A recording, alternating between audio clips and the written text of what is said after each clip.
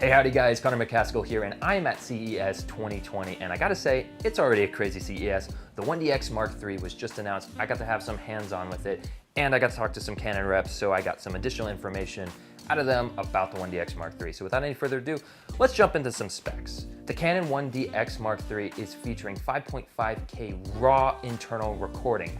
That's amazing. They're accomplishing this with their new Digic X, or I think they want us to call it the Digic 10 processor, which is really, really cool. So basically it's giving you that extra oomph to be able to record 5.5K RAW, which is great. Also has 4K 422, a lot of numbers, 4K 422, which is oversampled and 10-bit. Oversampled just means that you're taking that 5.5K sensor and downsampling it down to 4K, which gives you a sharper, cleaner 4K, which is amazing. I really like that a lot.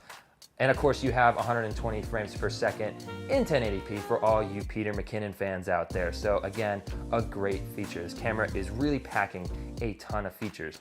Now these video specs are amazing, but there is one small limitation, and that is when you are shooting at 60 frames per second in full frame 5.5K RAW and full frame 4K 60 FPS, you will not have dual pixel autofocus. However, if you go into the crop mode, you do get dual pixel autofocus, so it's a little bit give and take, but that's really not too bad when it comes down to it. Now on the photography side of things, this camera does support a HEIF, H-E-I-F file, which stands for High Efficiency Image Format File. Great name. And basically that is a 10-bit photo versus JPEG, which is an 8-bit photo, which is just gonna give you higher color sampling and less artifacting, which is really, really nice. Of course, you also have RAW, which is 14-bit, so just shoot RAW. Also, the Canon 1DX Mark III is featuring 20 FPS continuous drive, which just basically means you can shoot 20 photos a second with continuous autofocus. I think that's coming up from 16 frames per second. You can correct me in the comments if I'm wrong on that, but that's a nice little increase. And then of course you can shoot up to 1/8,000th of a second and up to 30 seconds for individual photos, which again is really nice. Now with all these specs out of the way, who is the 1DX Mark III for?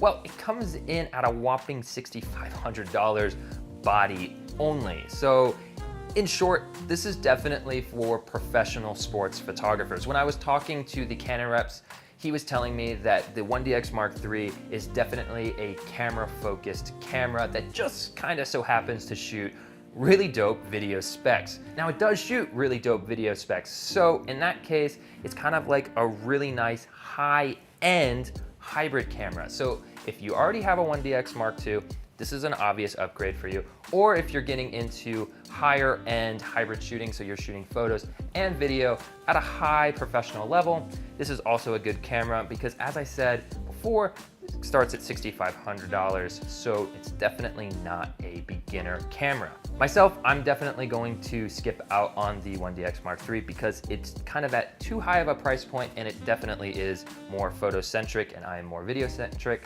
I'm hoping that the EOS R Pro is going to fulfill a lot of those video needs that I need. For instance, the 1DX Mark III does not have IBIS, so I'm hoping that IBIS will be on the EOS R Pro. And of course, there's no articulating screen, which is a huge reason why I bought the EOS R, which I'm recording on right now, which hopefully the EOS R Pro will have as well. Now there's actually a lot of specs that I'm not covering on this camera. It's definitely a feature-packed camera and a ton of people have made content on it already. However, Armando Ferreira has done a video on things that no one's really talking about that might sway your opinion if you are considering buying this camera, especially since it's priced so similarly to the C200, which I think is really interesting. Now, Armando will be getting this camera in the future, and I will also be able to make content on the 1DX Mark III in the future. Thank you, Armando. So let me know what kind of content you would like to see from him or I. Hope you guys enjoyed the video. Leave a like if you enjoyed it, and as always, thanks for hanging.